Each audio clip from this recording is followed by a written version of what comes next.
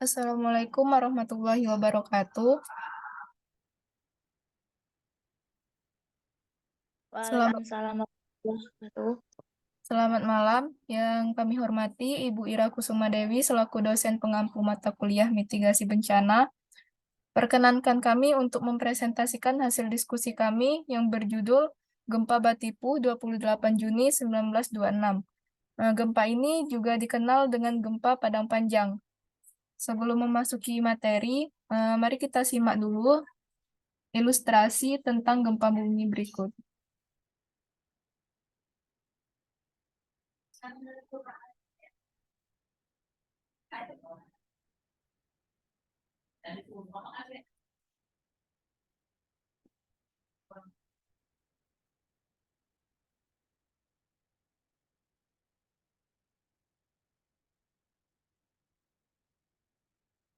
Gempa bumi bagian 2. Proses gempa bumi.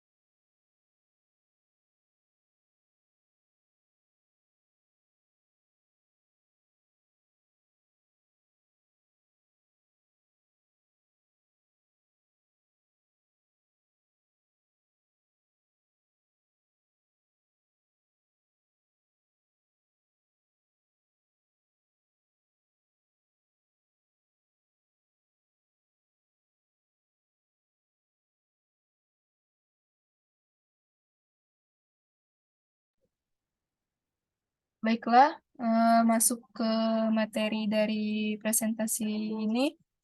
Untuk materi pertama ini akan disampaikan oleh Vivi Purnamasari kepada Vivi. Kami persilakan. Baik, terima kasih moderator. Yang pertama itu kejadian. Tepat tanggal 28 Juni 1926, gempa dahsyat mengguncang kota Padang Panjang dan sekitarnya. Gempa yang terjadi pada hari Senin pukul 10.10 dan pukul 13.00 itu menimbulkan guncangan kuat. Kerusakan gempa 1926 terekam di beberapa titik, di antaranya Danau Singkara, Danau Maninjau, Sawalunto, dan Awan Panjang. Pada hari kedua, kembali terjadi gempa pada pukul 3.00 dini hari. Orang-orang panik dan berhamburan keluar rumah.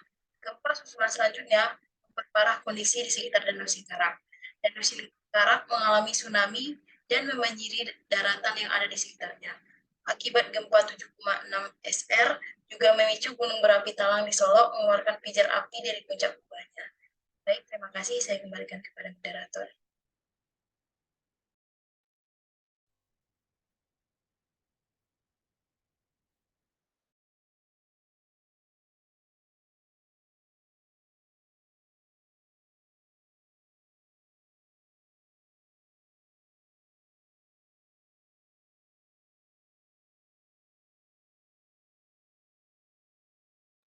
Baiklah, untuk materi selanjutnya akan disampaikan oleh Kak Lucy. Kepada Kak Lucy, kami persilakan.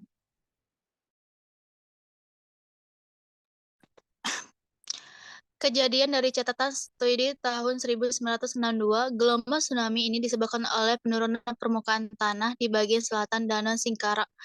Di beberapa tempat, penurunan permukaan tanah bisa mencapai 10 meter. Penurunan secara tiba-tiba tersebut menyebabkan gelombang tsunami menjalar dari bagian selatan danau menuju utara. Danau yang ditempuh dalam waktu 10 menit. Jika diperkirakan jarak yang ditempuh tsunami dari bagian selatan danau menuju bagian utara danau adalah 20,57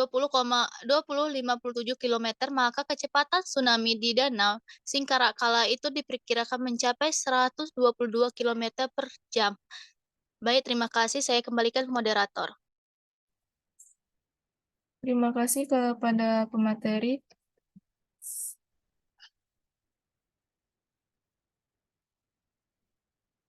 Untuk selanjutnya, yaitu materi yang akan disampaikan oleh Stefani Diana. Pada Stefani kami persilakan. Baik, terima kasih moderator. Kali ini saya akan membahas tentang korban dari gempa Batipuh. Korban dari gempa Batipuh ini, korban dari gempa dengan berkekuatan magnitudo 7,6 skala Richter itu mengguncang kawasan Danau Singkara, Bukit Tinggi, Danau Maninjau, Padang Panjang, Solo, Sawalunto, dan Alahan Panjang. Di kawasan Agam, yakni Bukit Tinggi Bonjol, tercatat 472 rumah roboh, di 57 orang tewas, dan 16 orang luka berat. Sementara di Padang Panjang mengalami kerusakan terparah, dengan catatan sebanyak 2.383 rumah roboh dan 247 orang tewas. Tidak hanya memakan korban jiwa dan harta benda, gempa 7,6 skala Richter itu turut andil dalam kerusakan di sekitar Singkara, pasca terjadinya tsunami yang berada di epicentrum danau. Terima kasih moderator. Terima kasih Stefani. Untuk materi selanjutnya akan disampaikan oleh Abimbi. Kepada Abimbi dipersilakan.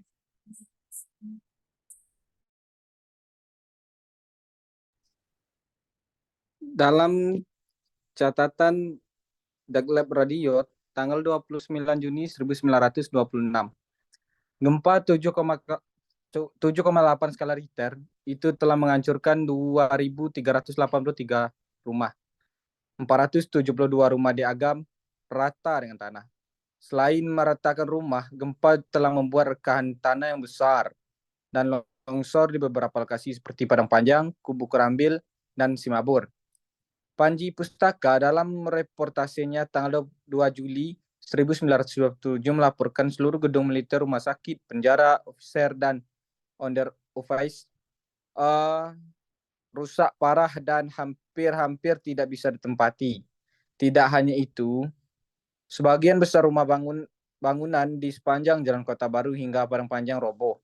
Gempa tidak saja dirasakan dampaknya oleh masyarakat dan bangunan yang roboh karena guncangannya turut berpengaruh pada nilai produksi batu bara di Ombilin, Mijnen. Pengelola tambang batu bara Ombilin memberi isyarat ke Bandung bahwa gempa berdampak buruk pada nilai produksi. Tanggal 30 Juni 1926, tidak ada kecelakaan pribadi. Kerusakan yang ditimbulkan pada gedung-gedung itu bukannya tidak penting, bahwa ada tambang itu kecil. Baik, saya kembali pada moderator. Terima kasih Abimbi. Untuk materi selanjutnya akan disampaikan oleh Atina Roseli. Kepada Atina dipersilakan. Baik, terima kasih kepada moderator. Rehabilitas atau pemulihan pasca bencana. Sejak 26 Juni 1926, para prajurit KNIL dan Velpolite dikerahkan dari Fort de Kock segera memberi bantuan pada korban gempa. Mereka sendiri juga turut menjadi saksi banyak orang Minang yang ditemui sepanjang jalan, mengangkut orang mati dan terluka dengan tandu. 4 hari setelah gempa, pengurus pusat Palang Merah Belanda 27 Franskrit di Den Haag menyatakan bersedia menerima dana untuk meringankan penderitaan para korban gempa di Sumatera. Pengiriman dengan wesel atau dengan giro di bawah nomor 22120 ditandai label bencana Sumatera. Seluruh bantuan itu kemudian dialamatkan ke Dewan Koninklijke Nederlandse Bondheid Orange Cross atau Lembaga Pusat Nasional Bantuan Bencana. Seluruh aktivitas dari pengurus Pusat Palang Merah Belanda rupanya telah disetujui Dewan Dana Sumatera di Batavia, sebuah badan analog untuk Belanda. Terima kasih, kembali kepada moderator.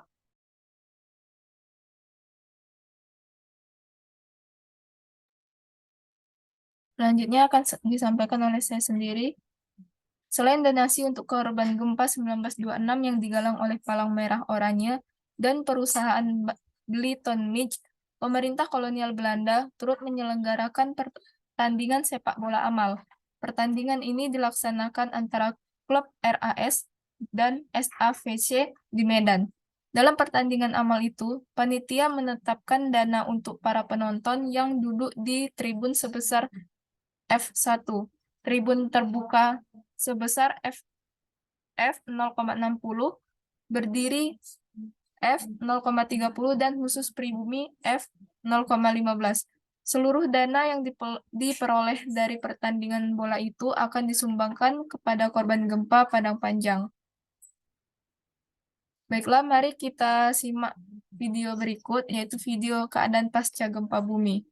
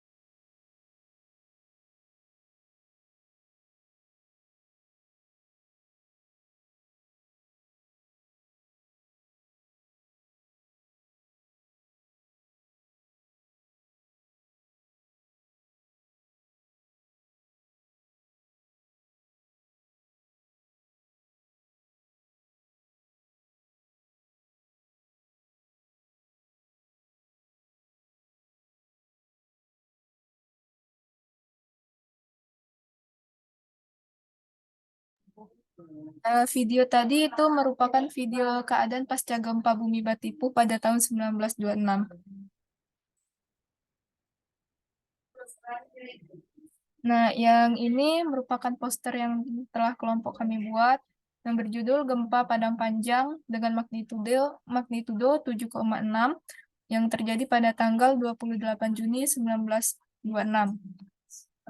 Dari gempa ini korban jiwa itu sebanyak 354 orang meninggal dunia dan 2.838 rumah roboh.